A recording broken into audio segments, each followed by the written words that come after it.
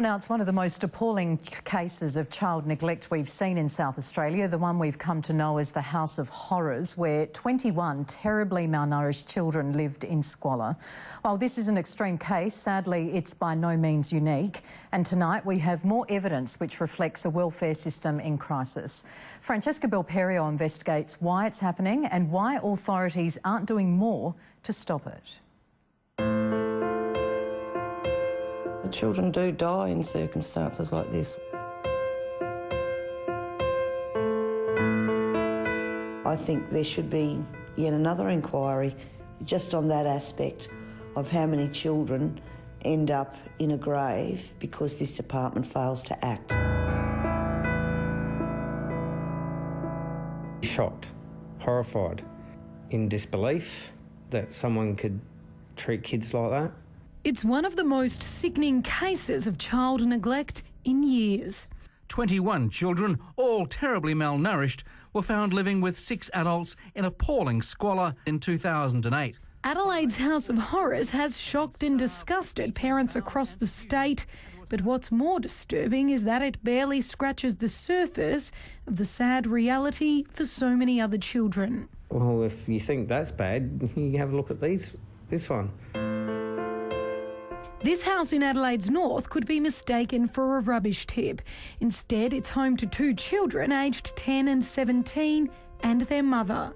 Here's where they eat, sleep and play. Animal feces, animals, rotten food, decomposing food, piles of rubbish, extreme filth, really. The kids don't want to live there, they don't want to go back. This man, who we'll call Barry, should know. Sadly, the oldest child is his and the mother his ex-partner. Barry says she's had children removed from her care before, but hasn't changed her ways. Not doing a job as a mother, not keeping the kids safe, not cleaning up, not having the house with food, and children shouldn't live in that sort of state. In August, Barry and another concerned relative reported the case to Families SA, but were told there weren't enough resources to act. Purely and simply, they're just washing their hands of it. What do you think about that? It would make you pretty angry, wouldn't it? Upset, angry, and it's just not on. I was horrified, mortified that something as serious as this could be closed without investigation. Paddy Thompson knows the heartache of seeing neglected children suffer at the hands of a department that just can't cope. She used to work there.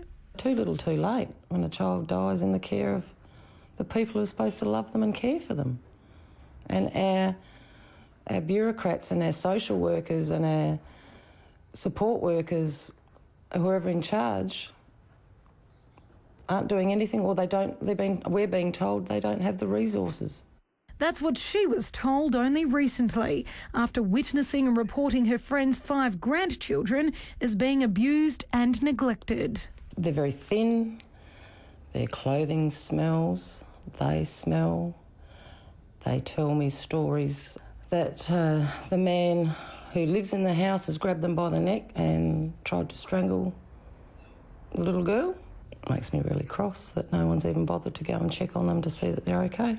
The authorities have been telling us to report these issues, and we have. Nothing's been done. It's absolutely disgraceful, disgusting. I believe that there would be hundreds, if not thousands, of kids that aren't being dealt with through Families SA that are living in this squalor because they say they don't have the resources. Politician Ann Bressington knows all too well the despair of what she dubs the foster generations. Child protection, if we can't get that right, then we have thousands of kids that are going to have dysfunctional lives, that are going to struggle with their entire existence, and their dysfunction is going to be passed on generationally. We've got to stop this, and we've got to get a handle on it and understand how important our children are. Even when children are taken from their families, they're often left in temporary accommodation like B&Bs and service departments, costing taxpayers $27 million this year alone. These kids are put into that sort of accommodation and, as I said, left unsupervised. and are left to do their own thing, and they're roaming the streets at 3 and 4 o'clock in the morning.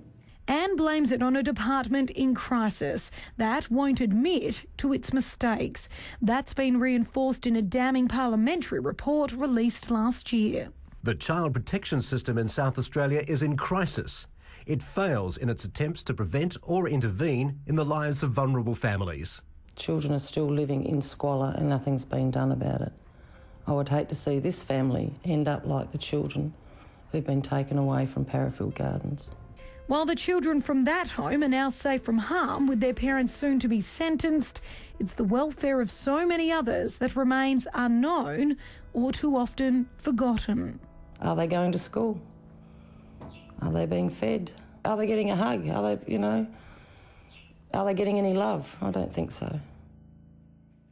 And Families SA inform us that the anti-poverty sector has intervened in one of those cases mentioned and the other they're unaware of. They say they react to all reports and place them on a priority list depending on the urgency of the case. Francesca Belperio with that report.